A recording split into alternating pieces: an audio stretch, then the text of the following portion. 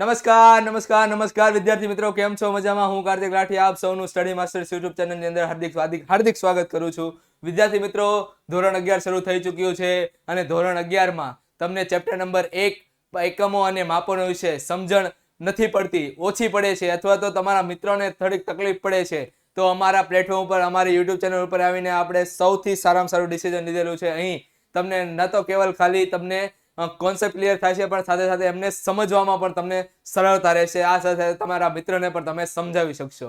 વિદ્યાર્થી મિત્રો, લેક્ચર શરૂ થાય એની પહેલા હું તમને એક વસ્તુ ક્લિયર કરી દઉં કે આ જે લેક્ચર છે, આજનો લેક્ચર છે, એ માત્ર ને માત્ર 11મા માટે નહીં, માત્ર ને માત્ર માર્ક્સ માટે નહીં, પરંતુ 12મા ધોરણ માટે પણ એટલો જ અગત્યનો છે. એટલે છેલ્લે સુધી બન્યા રહેજો.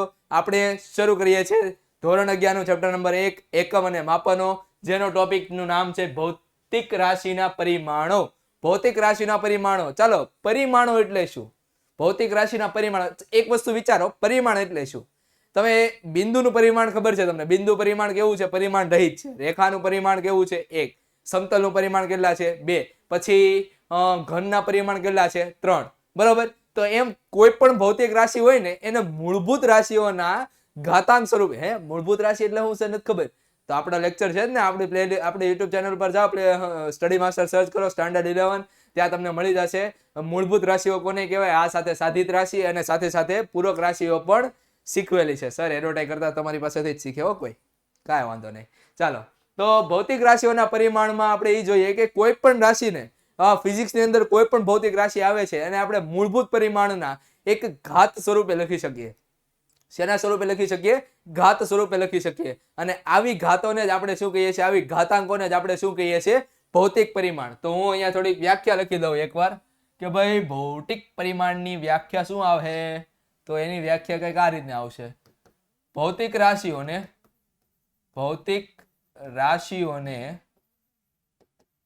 મૂળભૂત ભૌતિક રાશિઓને મૂળભૂત રાશિઓના ઘાતાંક સ્વરૂપે દર્શાવવાની પદ્ધતિને ભૌતિક રાશિના પરિણામને પરિણામ અલગ, પરિમાણ અલગ અને પરિણામ અલગ. બરોબર? પરિમાણ કહેવાય. શું કહેવાય? પરિમાણ કહેવાય. સર હજી ભૌતિક રાશિઓના, ચાલો, આપણને એ ખબર છે કે કોઈ ભૌતિક રાશિના દર્શાવવા માટે આપણે એને મૂળભૂત રાશિ સ્વરૂપે દર્શાવી શકાય. બરોબર? પણ ભૌતિક રાશિ, જે મૂળભૂત ભૌતિક રાશિ છે, એને કઈ રીતે દર્શાવે? વિચાર કરો. બેસિકલી પરિમાણ એટલે એને બેસિક વ્યાખ્યા આપું તમને કે આપણે દળનું ખબર છે. દળ એટલે શું થાય? બળ એટલે શું થાય? દળ ગુણ્યા પ્રવેગ. અને પ્રવેગ એટલે શું થાય? તો કે પ્રવેગ એટલે થાય વેગના છેદમાં સમય. અને વેગ એટલે શું થાય? તો કે દળ ગુણ્યા લંબાઈના છેદમાં સમય. સમય બે વાર આવ્યો એટલે સમયનો વર્ગ. હવે આ શું દર્શાવે ખબર? ભૌતિક રાશિના પરિમાણ કે આ બળ છે, આ બળ એ દળની એક ઘાત ઉપર આધાર રાખે છે, દળની એક ઘાત ઉપર આધાર રાખે છે, લંબાઈની એક ઘાત ઉપર આધાર રાખે છે, અને સમયના 2 ઘાતના વ્યસ્ત પ્રમાણ ઉપર આધાર રાખે છે. રેડી? શેના? 2 ઘાતના વ્યસ્ત પ્રમાણ ઉપર આધાર રાખે છે. આને કહેવાય પરિમાણ. શું કહેવાય? પરિમાણ. ફરીથી, બળ છે, બળ એ દળના અને પ્રવેગના ગુણાકાર જેટલું છે. પ્રવેગ વેગના છેદમાં સમય થાય, વેગ એટલે લંબાઈના છેદમાં સમય થાય, સમય બે વાર આવ્યો એટલે સમયનો વર્ગ થઈ ગયો. એટલે બળ છે એ દળની એક ઘાત, લંબાઈની એક ઘાત અને સમયની 2 ઘાતના વ્યસ્ત પ્રમાણ ઉપર આધાર રાખે છે. બરોબર? તો આ પરિમાણ થયું. બરોબર? એટલે આ માટે કોઈ પણ પરિમાણને મૂળભૂત ભૌતિક રાશિ દ્વારા શું કરી શકાય? દર્શાવી શકાય. સમજ પડી વિદ્યાર્થી મિત્રો? ચાલો, જો હવે આની એક મર્યાદા છે. શું મર્યાદા છે ખબર છે? કે બાય ચાન્સ અહીંયા કોઈ એકમ આવતો હોય, અહીંયા કે આવતો હોય, તો એ ભૌતિક રાશિના પરિમાણ આ કે વિશે કોઈ માહિતી આપી શકતા નથી. બાકી સમીકરણની ચકાસતા જોઈ લો કે આ બાજુ ને આ બાજુ બંને બાજુ કેવા હોય, તો કે પરિમાણ સમાન હોય તો આપણે સમજી શકીએ કે આ સૂત્ર સાચું છે. રેડી? આ સૂત્રમાં ખામી નથી. બરોબર? પણ એમાં આવતા અચળાંકની કોઈ માહિતી મળતી નથી. બરોબર? તો આ એની મર્યાદા છે. કેમ? સિક્કાની 2 બાજુ હોય ને, એમાં આ બાજુ, આ સિક્કાની બીજી બાજુ છે કે ભાઈ આ એની મર્યાદા છે. બરોબર? અને આગળ વધતા પહેલા એક મગજમાં ફિટ કરજો કે ઘોડા અને ગધેડાનો સરવાળો ન થાય. બરોબર? ઘોડા અને ગધેડાનો સરવાળો ન થાય. કેમ? જો માનો કે તમને લંબાઈ આપી છે, લંબાઈ, અને એની સાથે તમે સમયનો સરવાળો કરો, આવું ક્યારે શક્ય બને? ન બને. ક્યારે શક્ય ન બને? લંબાઈ અને સમયનો કદી સરવાળો થાય? ન થાય.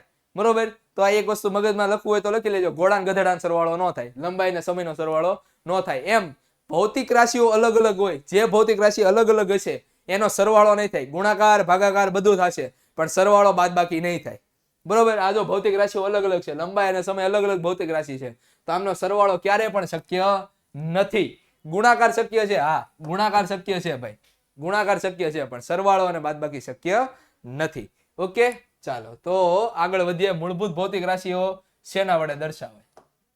તો મૂળભૂત ભૌતિક રાશિઓને ભાઈઓ બહેનો કાઉન્સમાં દર્શાવાય. શેમાં દર્શાવાય? કાઉન્સમાં. ચાલો, કાઉન્સમાં કઈ રીતે દર્શાવશો ભાઈઓ બહેનો? તો અહીંયા ધ્યાન રાખજો ભાઈઓ બહેનો. ચાલો, કાઉન્સમાં આ રીતે દર્શાવાય. કોઈ પણ ભૌતિક રાશિને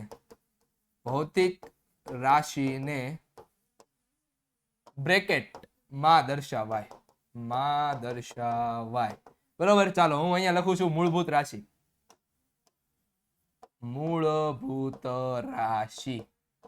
અને એના પરિણામ ને ઓ ભાઈ જોજો તમે યાર, પરિમાણ.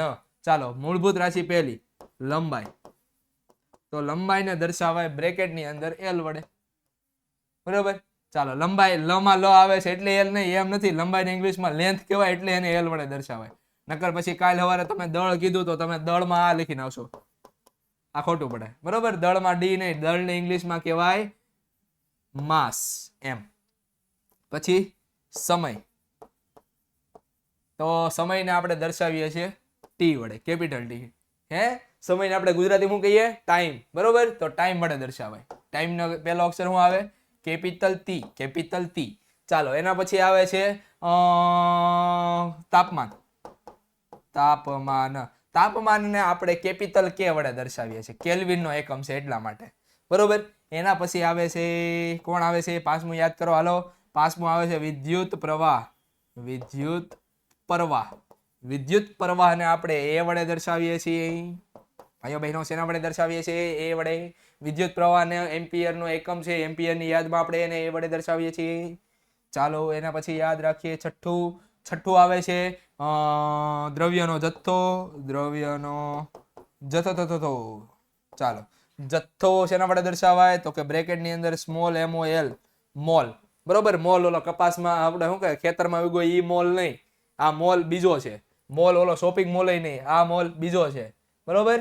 ચાલો, સાતમા નંબરે આવે છે જ્યોતિની તીવ્રતા. જ્યોતિ એટલે એ પણ નહીં. બરોબર. જ્યોતિ એટલે થાય શું કહેવાય? પ્રકાશની તીવ્રતા. બરોબર. તો એને આપણે દર્શાવીએ CD. રેડી? CD વડે. કેન્ડેલાની યાદમાં આપણે શું નામ આપ્યું? CD. ક્લિયર? તો આ મૂળભૂત ભૌતિક રાશિઓને આ રીતે દર્શાવાય. બસ, આ સવાલમાં બીજું કાંઈ નથી. રેડી? ભૌતિક રાશિઓના પરિમાણો, અને કોઈ પણ ભૌતિક રાશિને આ બેસિક ભૌતિક રાશિના શું કહેવાય ઘાત સ્વરૂપે દર્શાવે. જેમ કે હું એક ઉદાહરણ તરીકે લઉં કે ભાઈ બળ છે. બળને આપણે શેના વડે દર્શાવાય? તો કે દળ ગુણ્યા પ્રવેગ. રેડી? પ્રવેગને આપણે શેના વડે દર્શાવાય? તો કે વેગ ના છેદમાં સમય. આપણે આગળ જોઈ ગયા. અને દળ ગુણ્યા લંબાઈ ના છેદમાં સમયનો વર્ગ. તો આને જો પારિમાણિક સૂત્ર બનાવું તો દળનું પારિમાણિક સૂત્ર, લંબાઈનું પારિમાણિક સૂત્ર અને સમયનું પારિમાણિક સૂત્ર બનાવું તો અહીંયા F નું પારિમાણિક સૂત્ર થાય. દળનું પારિમાણિક સૂત્ર કયું છે? તો કે M1. કાંઈ ન હોય તો કોણ હોય? M. L નું પારિમાણિક સૂત્ર થાય L2. સમયનું પારિમાણિક સૂત્ર થાય T. પણ અહીંયા સમયનો વર્ગ છે તો 2 ઘાત ઉપર ગઈ તો 10⁻2. તો F બરાબર M1 L2 T - 2. બરોબર. તો આ પારિમાણિક સૂત્ર થઈ ગયું. બનાવતા આવડી જાય આ જ રીતે. બરોબર. હવે જેનું પારિમાણિક સૂત્ર નથી આપ્યું એની 0 ઘાત. માનો કે અહીંયા K નથી આવતો તો K ની 0 ઘાત. તો એને દર્શાવો કે ન દર્શાવો કોઈ ફરક પડે નહીં. A નથી આવતો તો એની 0 ઘાત. CD નથી આવતો તો એની 0 ઘાત. MOL નથી આવતું તો એની 0 ઘાત. તો કોઈ દર્શાવો કે ન દર્શાવો કોઈ ફરક પડે નહીં. એટલા માટે મેં ખાલી 3 દર્શાવ્યા. બરોબર. તો આ ભૌતિક રાશિઓના પરિમાણ થઈ ગયા. ક્લિયર? સમજાણું? હા કે ના? ચાલો આગળ વધીએ. પરિમાણિક સૂત્ર અને પારિમાણિક સમીકરણો. હવે પારિમાણિક સૂત્ર અને પારિમાણિક સમીકરણો કોને કહેવાય એ આપણે જોઈએ. કહેવાય પારિમાણિક સૂત્રો અને પારિમાણિક સમીકરણો કોને કહેવાય? બરાબર. પારિમાણિક સમીકરણો બનાવતા આપણે આવડવા જોઈએ અને આવડવા જ જોઈએ. 11મું ધોરણ આખું, 12મું ધોરણમાં અડધી વસ્તુ પારિમાણિક સૂત્ર ઉપરથી તમને મળશે. બરોબર. અને એક્ઝામમાં પૂછાય કે ભાઈ, તમને એક્ઝામમાં પૂછ્યું હોય કે ભાઈ વિદ્યુત ક્ષેત્ર એટલે શું, ભાઈ વિદ્યુત ક્ષેત્રનું તમને સૂત્ર આવડતું હોય, પારિમાણિક સૂત્ર આવડતું હોય તોય તમને 1 માર્ક્સ મળે, અડધો માર્ક્સ મળે. હવે તમને કાંઈ ન આવડતું હોય, પારિમાણિક સૂત્ર બનાવતા ન આવડતું હોય, એમાં તમને કોઈ માર્ક્સ આપે નહીં.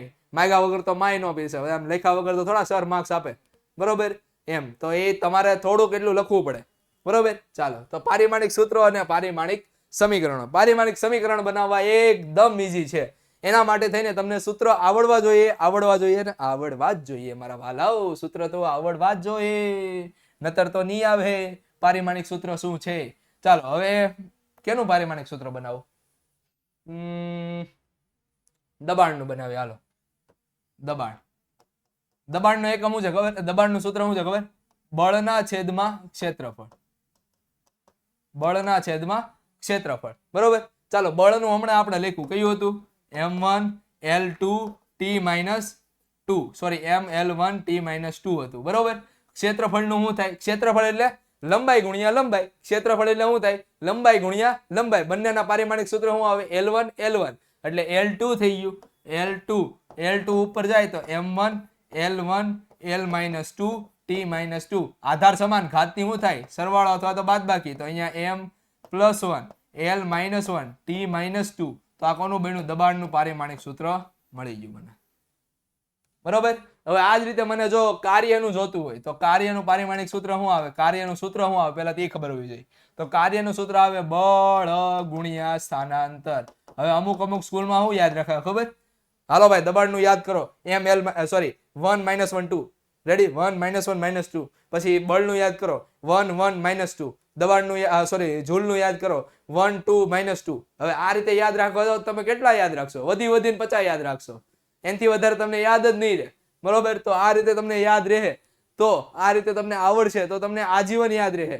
હવે તમે 12મું પાસ કર્યા પછી તમને પારિમાણિક સૂત્ર પૂછ્યા હોય યાદ રહે કોઈને? કાંઈ યાદ ન રહે. 12મા પછી નેટફ્લિક્સ અને ચીલ કરતા હશો તમે બધા. બરોબર. તો આ પારિમાણિક સૂત્ર કોણ યાદ કરવાનું ચીલ કરતી વખતે? બરોબર. તો પારિમાણિક સૂત્ર તમે ગોખવાના બદલે હું તમને એમ કહું છું કે આ રીતે સમજો ખાલી કે ભાઈ કઈ રીતે પારિમાણિક સૂત્ર બને છે. બરોબર. તો પારિમાણિક સૂત્ર આ રીતે બને. W વડે દર્શાવાય કાર્યને. બળને આપણે શેના વડે દર્શાવીએ છીએ? F વડે. સ્થાનાંતરને આપણે શેના વડે દર્શાવીએ છીએ? લંબાઈ વડે L1. બરોબર. સ્થાનાંતર બેસિકલી કોનો એકમ છે? લંબાઈનો એકમ છે. સ્થાનાંતર કેવી રાશિ છે? તો કે લંબાઈની રાશિ છે. તો એ લંબાઈનું જે પરિમાણ કેવું છે? L1 છે. બરોબર. ચાલો, F નું પરિમાણ આપણને ખબર છે કેટલું છે? M1 L1 T-2 અને આનું L1. ચાલો, સરખાનો સરવાળો, બાકી બધાય એમનેમ. તો M1 સરખા L1 1 1. તો અહીંયા શું થાય? L2. આધાર સમાન, ઘાતોનો સરવાળો. તો અહીંયા T-2. તો આ બન્યું મારું W નું સૂત્ર. હાલો, હું તમને એક બીજું સૂત્ર આપું છું. પાવરનું શું કહેવાય? તમને સૂત્ર પણ લખી દઉં કે બળ ગુણ્યા વેગ. ચાલો, બળ ગુણ્યા વેગ. આ સૂત્ર તમારે સાબિત કરવાનું છે. બરોબર. મને કોમેન્ટ સેક્શન ની અંદર આન્સર જણાવો, આનો જવાબ શું આવે છે? પાવરનો પારિમાણિક સૂત્ર. બરોબર. ચાલો, હવે એક વિદ્યુત વાળો આપણે લઈએ. કયો વિદ્યુત વાળો લઉં સર? ચાલો, વિદ્યુત ભારનું જ આપણે લઈએ ને. વિદ્યુત ભાર QIT. રેડી? QIT. બરોબર. Q બરાબર IT. આ સૂત્ર છે QIT. કેમ IT? બરોબર. Q બરાબર IT. I બરાબર વિદ્યુત પ્રવાહ, T બરાબર સમય. તો મારે Q નું પારિમાણિક સૂત્ર જોતું હોય તો I નું પારિમાણિક સૂત્ર અને T નું પારિમાણિક સૂત્ર લખવું પડે. ચાલો, I નું પારિમાણિક સૂત્ર થાય A1, T નું પારિમાણિક સૂત્ર થાય T1. તો આનું પારિમાણિક સૂત્ર મળી ગયું A1 T1. C. Simple. Okay. ચાલો, વોલ્ટેજ નું મારે જોઈએ છે. Voltage. Ready? V is equal to voltage નું સૂત્ર શું થાય ખબર? ED. Ready? V is equal to ED, YD. અને E એટલે થાય ન્યૂટન પર કુલમ ઇન્ટુ D. બરોબર. કુલમ નું થાય ફરી પાછું IT ઇન્ટુ D. તો હવે એકદમ ઈઝી છે. જો, ન્યૂટન નું થાય M1 L1 T-2. I નું થાય A1, T નું થાય T1, D નું થાય L1. ચાલો, સરવાળો બાદબાકી જે થતું હોય એ કરીએ. તો M1 L નો વર્ગ t માઇનસ 3 a માઇનસ 1, તો આ થઈ ગયું v નું સૂત્ર વોલ્ટેજ. અને આના ઉપરથી તમને જો કોઈ એમ કે હાલો ભાઈ રેઝિસ્ટન્સ R બરાબર V/I, ચાલો આ સૂત્ર મને જણાવો કમેન્ટ કરીને કે આનું પારિમાણિક સૂત્ર શું આવે. R નું પારિમાણિક સૂત્ર અને પાવર નું પારિમાણિક સૂત્ર, બે પારિમાણિક સૂત્ર મેં તમને પૂછ્યા છે. કયા કયા? પાવર નું અને બીજું છે રેઝિસ્ટન્સ નું. આ બંને પારિમાણિક સૂત્ર મને કમેન્ટ સેક્શન ની અંદર જણાવો કે શું આના પારિમાણિક સૂત્રનો જવાબ આવશે. બરોબર. હા, ઓલું ગોખેલું નહીં, ઓલું 1 1 3 -3 ને એવું નહીં, પ્રોપર સાબિત કરેલું. તમારી જો તમે ગમે એટલું ખોટું બોલશો, તમે ગમે એટલું તમે બીજાને છેતરશો, તમારી જાતને ખબર છે ને ઉપરવાળાને ખબર છે કે તમે કેટલું ખોટું બોલ્યા છે, બીજાને કેટલું છેતરા છે. ઉપરવાળો બધો હિસાબ લેતો હોય છે. બરોબર. એટલે એ રીતે તમારે મહેનત કરવાની છે, એ વસ્તુ તમારે ધ્યાનમાં રાખવાની છે કે હું મારી જાતને છેતરીશ પણ ઉપરવાળાને નહીં છેતરી શકું. અને બધી વસ્તુ જોતો હોય છે અને બધો જવાબ તમને આ જ જન્મની અંદર મળશે. ઓકે, ચાલો.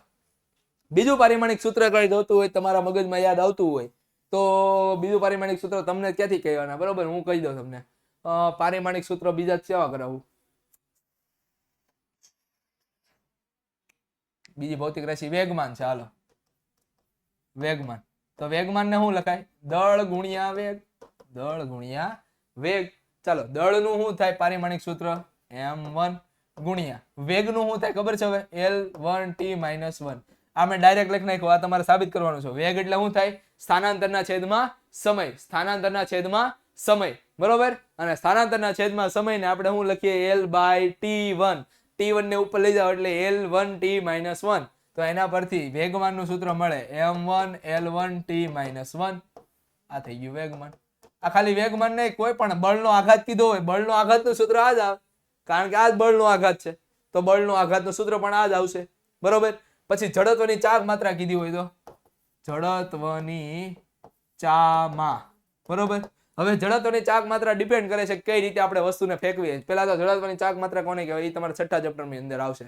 આ પેન છે, હું એને આમ ફેરવું છું, આ રીતે ફેરવું છું, કે ભાઈ કોઈ બીજી રીતે આમ ફેરવું છું. બરોબર. કઈ રીતે ફેરવું છું એના ઉપર ડિપેન્ડ કરે છે કે એની જડત્વની ચાક માત્રા કેટલી છે. બરોબર. તો જડત્વની ચાક માત્રા અને બેસિકલી એનું જે નોર્મલ સૂત્ર આવે છે mr² આવે છે. આગળ પછી એના કોએફિશિયન્ટ 1/3, 3/2, 1/5, 5/4 આ રીતના જવાબ આવે છે. એ વસ્તુ આપણે અત્યારે નથી જોવાની, જ્યારે જડત્વની ચાક માત્રા આવશે ત્યારે ડિટેલમાં આનો અભ્યાસ કરીશું. બરોબર. ચાલો, તો અત્યારે આપણે શું કરીએ? આને કાઢી નાખીએ. ઓકે, બરોબર. જો ઈ સંખ્યા આપણે કેમ કરી નાખી? એને કોઈ પારિમાણિક સૂત્ર ન હોય. અચળ સંખ્યાને કોઈ પારિમાણિક સૂત્ર હોતા નથી. બરોબર. 2, 1 આવી કોઈ પણ સંખ્યા હોય એને કોઈ પારિમાણિક સૂત્ર હોતા નથી. તો ચાલો, mr² છે. r એટલે શું થાય? ત્રિજ્યા. એ r શું છે? ત્રિજ્યા છે. ત્રિજ્યા એટલે લંબાઈનો એકમ થયો. ત્રિજ્યા એટલે લંબાઈનું બીજું સ્વરૂપ થયું. તો આનું પારિમાણિક સૂત્ર શું આવે? I = m1 L/2. તો આનો જવાબ શું આવ્યો? m1 L2. બસ. અને t0 કરવો હોય તો t0 પણ આવી શકે. તો આ પારિમાણિક સૂત્ર થઈ ગયું. તો પારિમાણિક સૂત્ર તમને બનાવતા આવડી ગયા? હા સર, આવડી ગયા. ચાલો, પાવર નું મેં તમને કીધું હતું. પાવર શું થાય? તો કે બળ ગુણ્યા વેગ અને રેઝિસ્ટન્સ અવરોધ નું મેં કીધું હતું વિદ્યુત સ્થિતિમાન ના છેદમાં પ્રવાહ, વિદ્યુત પ્રવાહ I. જો કન્ફ્યુઝ ન થતા, આ I અને આ I બંને અલગ અલગ છે. આ જડત્વની ચાક માત્રા માટે I છે અને આ વિદ્યુત પ્રવાહ માટે I છે. બરોબર. એટલે કન્ફ્યુઝ થતા નહીં. ચલો, એના પછી શું કહે છે? પારિમાણિક વિશ્લેષણની ઉપયોગિતા. પારિમાણિક શું કીધું છે? વિશ્લેષણની ઉપયોગિતા. પહેલો ઉપયોગિતા શું છે ખબર છે કોઈને? પહેલી ઉપયોગિતા એ છે કે સુસંગતતા ચકાસવા માટે, સમીકરણોની સુસંગતતા ચકાસવા. પહેલી વસ્તુ, સમીકરણોની સુસંગતતા ચકાસવા. અને બીજી ઉપયોગિતા, સમીકરણો વચ્ચે સંબંધ ચકાસવા. ચકાસવા. બરાબર. આ બે ઉપયોગિતા છે. એમાં પહેલી ઉપયોગિતા અત્યારે જોઈએ કે ભાઈ સુસંગતતા ચકાસવા. સુસંગતતા ચકાસવા માટે શું કરશું? જો ચોપડીમાં કંઈક આવું ઉદાહરણ આપ્યું છે. પહેલું, સુસંગતતા ચકાસવા. મેં ઓલું વિધાન કીધું તું, મગજમાં યાદ છે? કયું વિધાન કીધું તું? વિધાન કીધેલું એક, શું? ઘોડા અને ગધેડાનો સરવાળો ન થાય. રેડી? ઘોડા ગધેડાનો સરવાળો ન થાય. હવે એનો મતલબ શું છે? જો માનો કે એક સૂત્ર તમને નાનપણમાં ભણ્યા હતા, નાનપણ એટલે તમારું 9મું ધોરણ, કે x is equal to x0 plus v0t plus half at square. આવું સૂત્ર તમે નાના હતા તે ભણ્યા હતા. નાના એટલે છઠ્ઠા હાથમાં નહીં, 9મા ધોરણમાં આવું ભણ્યા હતા. હે સર, આવું સૂત્ર થતું માસ પ્રમોશન વાળા? ના ના, તમે ક્યાં માસ પ્રમોશન વાળા હતા? તોય તમે આવું સૂત્ર ક્યાંક ભણ્યા હતા. ગતિના નિયમો યાદ કરો, ચેપ્ટર નંબર 8 યાદ કરો, ધોરણ 9. એમાં આવ્યું હતું ગતિ. ગતિની અંદર આ સમીકરણ આવ્યું હતું. ઓલા 3 સમીકરણ સાબિત કરવાના હતા. એમાંનું બીજું સમીકરણ છે આ. બરોબર? એમાં જુઓ, આનો એકમય લંબાઈ નો થાય. આનું પારિમાણિક સૂત્ર ગોતશો ને તોય લંબાઈ મળશે, અને આની પારિમાણિક સૂત્ર ગોતશો ને તોય લંબાઈનું મળશે. બરોબર? કઈ રીતે જોઈએ? જો x છે ને, બધી વસ્તુ શું છે ને જોઈ લઈએ. આ સ્થાનાંતર છે, સ્થાનાંતર. આ શું છે? t બરાબર 0 સમયે સ્થાનાંતર. આ શું છે? t બરાબર 0 સમયે વેગ, વેગ. પછી આ સમય, આ પ્રવેગ, અને આ ફરી પાછો સમય. બરોબર? ચાલો, આ બધી વસ્તુ તમને સમજાય ગઈ. જો આ સ્થાનાંતર છે, એનો મતલબ કે આ x0, આ v0t અને આ 1/at સ્ક્વેર, આ ત્રણના એકમ સ્થાનાંતર ના જ હોવા જોઈએ, તો જ સરવાળો થશે, બાકી સરવાળો થશે નહીં. ફરીથી સમજો કે આ x0, v0t અને હાફ at સ્ક્વેર ત્રણ એકમો સ્થાનાંતરના જ હોવા જોઈએ, નતર સરવાળો થશે નહીં. જો આ વેગનો એકમ હશે ને તો x બરાબર x નહીં થાય. બરોબર? લંબાઈ બરાબર લંબાઈ નહીં થાય. તો આ સુસંગતતા સાબિત થાય નહીં. પારિમાણિક સૂત્રની સુસંગતતા સાબિત થાય નહીં. બરોબર? તો એ વસ્તુ આપણે ખાસ મગજમાં રાખીશું. શું? તો કે જો ભાઈ x નું આપણને ખબર છે કે ભાઈ x નું પારિમાણિક સૂત્ર તો L1 જ થાય. એ ફાઇનલ છે. બરોબર? v0t નું પારિમાણિક સૂત્ર આપણે બનાવીએ. ચાલો, v0 એટલે વેગનું પારિમાણિક સૂત્ર મેં આગળ કીધું, L1 t-1. બરોબર? અને બાજુમાં આપેલો છે t, તો t1. આ t-1 t1 ઉડી ગયા, એટલે આ હું આવ્યો? ઉડી બાબા, L1 આવ્યો. આવી ગયો L1. ચાલો, 1/2 at સ્ક્વેર વધ્યો, 1/2 at સ્ક્વેર. ચાલો, 1/2 ને કોઈ એકમ નથી, એકમ રહિત છે. બરોબર? પ્રવેગ, આ શું છે? પ્રવેગનો એકમ શું થાય? L1 t-2, L1 t-2. બાજુમાં આપેલો છે સમયનો વર્ગ અને વર્ગ છેદ ઉડી ગયા. બરોબર? તો અહીંયા જવાબ આવ્યો L. તો 1/2 at સ્ક્વેર. જો આવ્યો, આનો એકમ પણ L1 આવ્યો, આનો એકમ પણ L1 આવ્યો, અને આનો એકમ તો L1 છે જ તે. તો આ બધું શું થઈ ગયું? સુસંગતતા સાબિત થાય છે. સુસંગતતા સાબિત થાય છે. હવે વિદ્યાર્થી મિત્રો, એક વસ્તુ યાદ રાખજો કે શું કહેવાય, સુસંગતતા સાબિત થઈ એનો મતલબ એવું નહીં કે આ સમીકરણ સાચું છે. કોઈક વાર એવું બને કે સુસંગતતા સાચી બને છે પણ સમીકરણ ખોટું પણ હોઈ શકે. રેડી? ઉદાહરણ તરીકે k is equal to 3/60 mv square.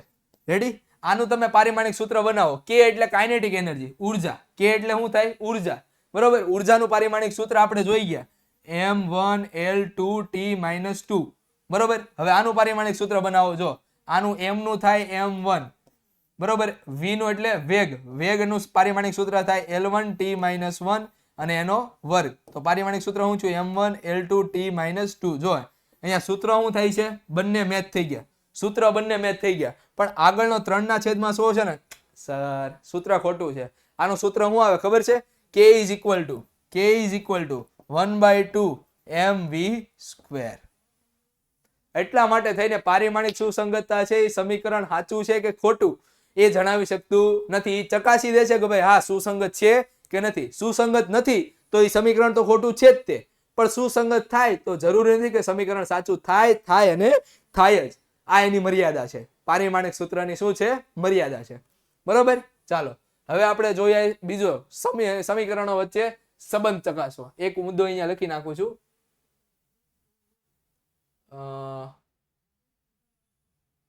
એક મુદ્દો હું અહીંયા લખી નાખું કે ભાઈ જો બંને બાજુ સુસંગતતા સુસંગતતા સાબિત ન થાય તો સમીકરણ ખોટું છે જ પરંતુ જો સુસંગતતા સાબિત થઈ જાય તો એનો મતલબ એમ નથી, તો એનો અર્થ એવો નથી કે સમીકરણ સાચું જ છે, તે ખોટું પણ હોઈ શકે,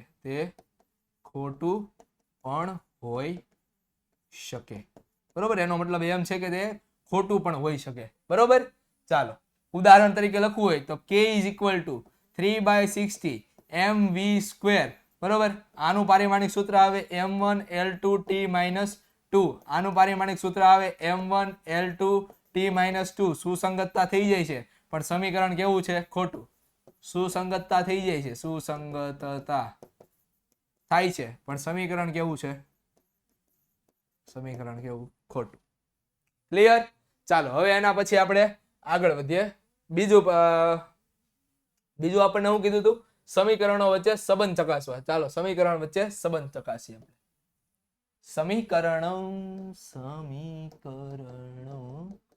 વચ્ચે સંબંધ ચકાસવા.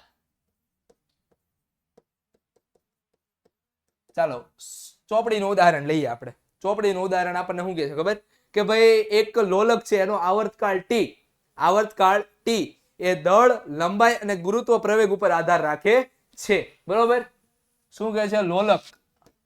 લોલક ની શું કહેવાય? લોલકનો આવર્તકાળ t અને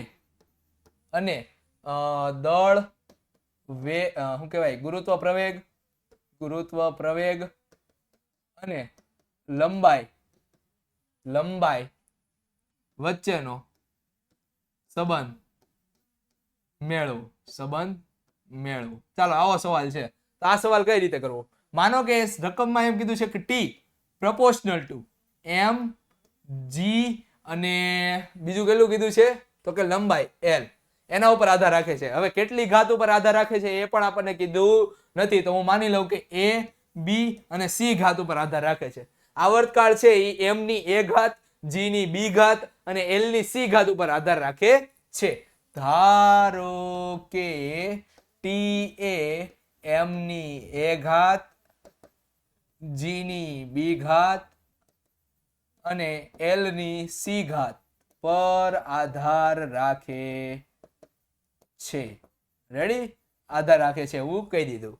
માનો કે આ સમપ્રમાણતા અચળાંક તમે દૂર કરી નાખો, તો દૂર કરવા માટે થઈને આપણે આમ કઈ લખી શકીએ કે m a g b l raise to c. ચાલો સમપ્રમાણતા એમને રહેવા દઈએ.